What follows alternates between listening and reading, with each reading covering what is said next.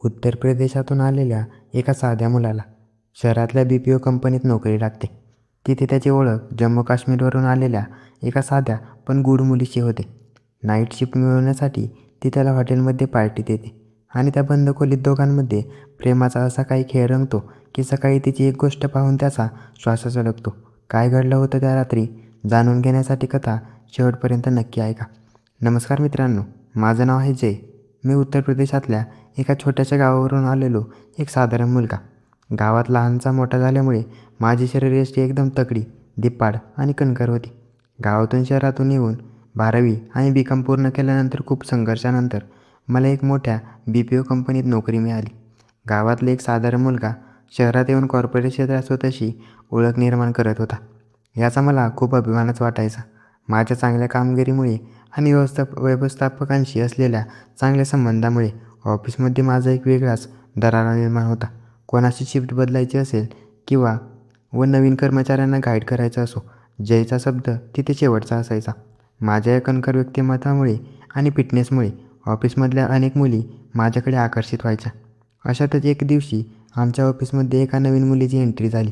ती जम्मू काश्मीरवरून तिथे रुजू झाली होती. तिचं नाव होतं भाविका. भाविका दिसायला अतिशय साधी, थोडीशी सुटसुटीत आणि नेहमी सैलसर कपडे घालणारी मुलगी होती. तिच्या चेहऱ्यावर एक वेगळीच काश्मीरी गोरापणा आणि डोळ्यात एक अनामिक सस्पेन्स होता. ती ऑफिसमध्ये जास्त कोणाशी बोलायची नाही आणि स्वतःच्याच कामात व्यस्त असायची. माझ्या बॉसने तिची जबाबदारी माझ्यावर सोपवली होती. एक दिवस काम करता करता भाविका माझ्या डेस्कजवळ आली आणि अतिशय नम्रपणे म्हणाली, जय, मला रात्रीची शिफ्ट मिळू शकते का?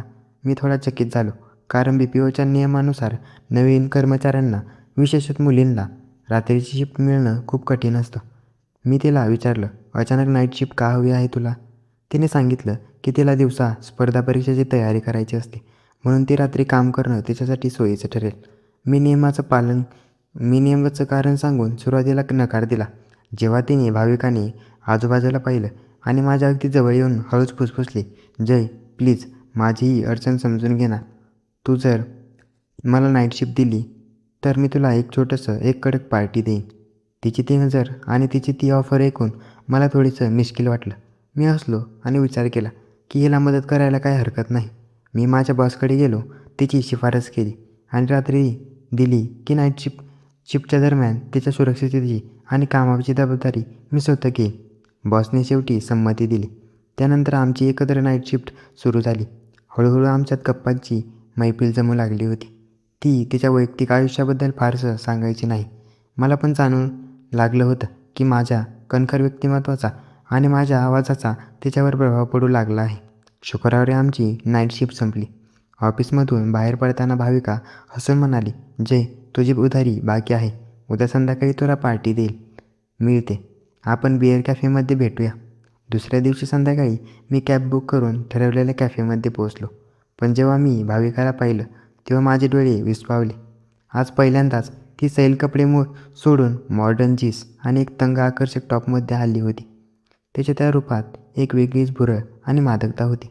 आम्ही दोघांनी टेबल बुक केलं. गप्पा मारता मारता 1-2 बिअरचे मोग आणि स्नॅक्स मागवले. जेव्हा मी खिशातून सिगारेट काढून पेटवली तेव्हा ती मिश्किलपणे हसली आणि म्हणाली, मी तुला याआधी असं कधी पाहिलं नाही. मी म्हणालो, ड्रिंक्स करताना थोडा मूड होतो. तितक्यात भाविकाने हलवारपणे माझ्या हातातून ती सिगारेट आपल्या नाजूक बोटात घेतली आणि एक कश घेतला. तिचा तो बिनधास्त अवतार पाहून मी थक्क झालो. जसजशी रात्र वाढत होती तसतशी बिअरची नशा आणि आमच्या गप्पांमधील रोमांस वाढत होता. हळूहळू भाविका माझ्याशी मोकळी होऊ लागली होती. थोड्या वेळाने तिच्या डोळ्यात एक वेगळीच धुंदी दिसू लागली होती. ती हळूच म्हणाली, जय, मला आता नशा चढते, चल घरी जाऊया. मी म्हणालो, ठीक आहे, पण माझ्या खोलीवर माझे रूममेट्स राहतात. तिने लगेच माझ्या डोळ्यात पाहत विचारलं, मग आपण दुसरं कुठेतरी जाऊ शकतो का? मी क्षणभर थांबलो आणि विचारलं, जवळच एक हॉटेल आहे, तिथे जाऊया. भाविकाने अजिबात विलंब न लावता मान हलवली आणि म्हणाली, हो, चल ना. तिचा हा होकार ऐकून माझ्या छातीतील धडधड वाढली. कॅफेमधून निघताना मी 2 बिअरच्या बॉटल्स पॅक करून घेतल्या. ते पाहून ती गालातल्या गालात हसली. मी लगेच हॉटेल बुक केलं आणि कॅब मागवली. कॅबमध्ये बसल्यानंतर अचानक भाविका माझ्या अगदी जवळ सरकली. तिने माझा हात आपल्या हातात घेतला आणि माझ्या चेहऱ्याकडे पाहत तेच माझ्या ओठांवर एक लांबलचक उबदार चुंबन घेतलं. त्या अचानक दिलेल्या स्पर्शाने मी एकदम चकित झालो. पण माझ्या शरीरात एक क्षणात वीज संचारली. त्याच्या त्या नशिल्या नजरेत मी पूर्णपणे हरवून गेलो होतो.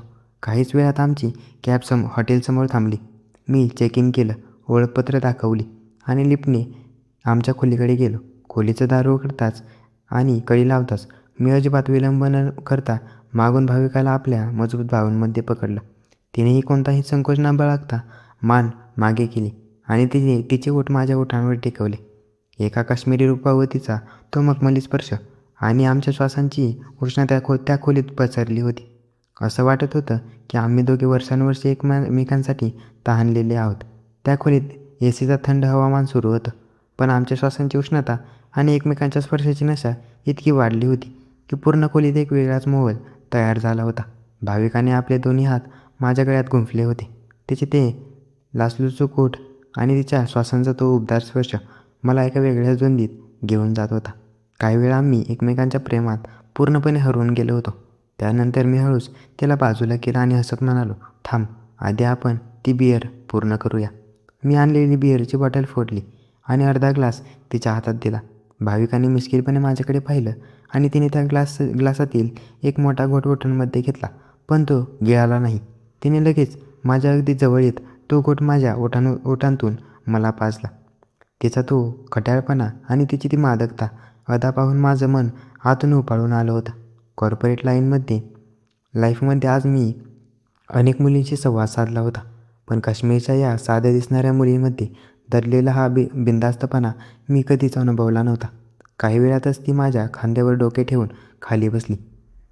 तिची ती नाजूक बोटे माझ्या हातावरून आणि छातीवरून फिरू लागली होती.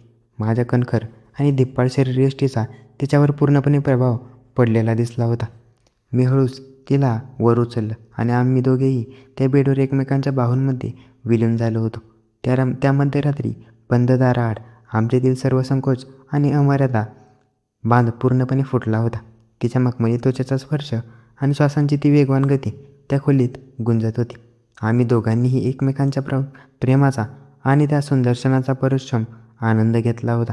सकाळी जेव्हा खिडकीतून सूर्याची कोवळी किरणं आत आली, तेव्हा भाविका माझ्या कुशीत शांत झोपलेली होती. तिच्या चेहऱ्यावर एक वेगळा शांत आणि तृप्त भाव दिसत होता. मी तिच्या कपाळावर हळूच एक चुंबन घेतलं. थोड्या वेळाने तिने डोळे उघडले. माझ्याकडे पाहून ती लाजून हसली आणि घाईघाईने फ्रेश होण्यासाठी बाथरूममध्ये गेली. तयार होऊन बाहेर आल्यावर तिने तिचा बॅग उचलली. मी विचारलं, एवढ्या घाईत कुठे चाललीस? सोबत नाश्ता करूया ना? तिने माझ्याकडे एक गूढ नजर टाकली आणि म्हणाली, जय, कालची रात्र आणि हे क्षण माझ्या आयुष्यातले सर्वात सुंदर क्षण होते. पार्टीचं वचन मी पूर्ण केलं. मी हसून म्हणालो, हो, पण आता आपण दररोज ऑफिसमध्ये एकत्रच असणार आहोत ना? पण भाविका काहीच बोलली नाही. तिने फक्त गालातल्या गालात हसून माझ्या ओठांवर एक शेवटचं चुंबन घेतलं आणि हॉटेलच्या खोलीतून बाहेर पडली.